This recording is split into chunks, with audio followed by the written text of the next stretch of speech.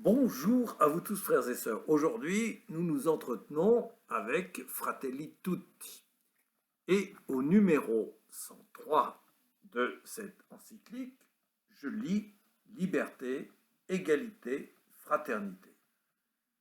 Quelle surprise pour moi de retrouver ces termes si habituels pour nous en France, soit parce que nous les trouvons sur nos pièces de monnaie, soit nous les trouvons sur le fronton des établissements publics, et nous avons l'impression que ces trois termes, liberté, égalité, fraternité, sont des expressions de la Révolution française ou de notre histoire de la République.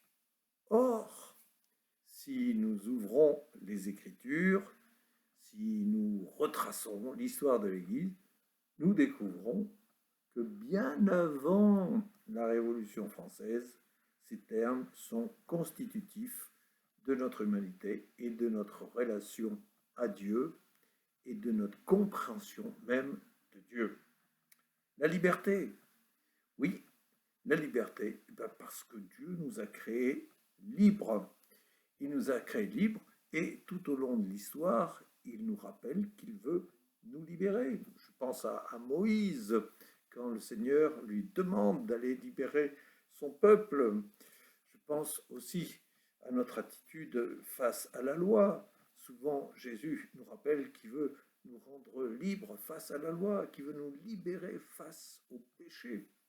On sent bien cette volonté de Dieu de justement nous permettre de découvrir cette liberté et d'en vivre. Quant à la fraternité, eh bien, la fraternité dans l'Écriture est permanente. Qu'as-tu fait de ton frère, dira Dieu à Caïn après l'avoir tué. Il doit rendre des comptes parce que justement son frère compte et pèse justement dans cette relation. Et on trouvera dans Matthieu Jésus qui dit « Vous n'avez qu'un seul maître et vous êtes tous frères ». Voilà, on se rend bien compte que justement cette question de la fraternité, des liens que nous avons les uns avec les autres sont importants justement pour nous. Et le pape nous le rappelle à travers justement cette encyclique qui s'appelle Fratelli Tutti justement. Alors Jésus nous redira justement que tous ceux qui font la volonté de Dieu, eh bien, sont pour moi des frères. Matthieu 3, 35, Marc 3, 35.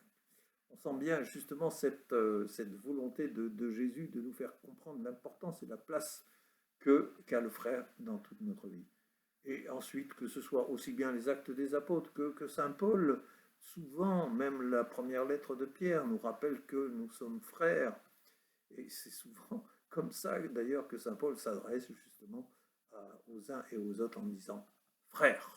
Les épîtres commencent souvent par cette interpellation « frère ».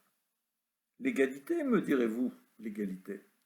Il faut qu'il y ait égalité entre vous, dit la deuxième lettre aux Corinthiens de saint Paul. Oui, cette égalité est importante. Dieu n'a pas fait de différence entre eux et nous dit les actes des apôtres. Mais ce qu'il y aura peut-être surtout de caractéristique, c'est chez les Galates. Saint Paul nous dit, il n'y a plus ni juif, ni grec, il n'y a plus esclave et homme libre, il n'y a plus ni homme, ni femme. On a tous compris, à travers ça, que nous étions égaux. Et bien que cette écriture nous rappelle justement les grands fondements de notre société, les grands fondements de notre République, qu'il a peut-être oublié ou a fait semblant que ça n'existait pas auparavant. Vive la liberté, vive la fraternité, vive l'égalité.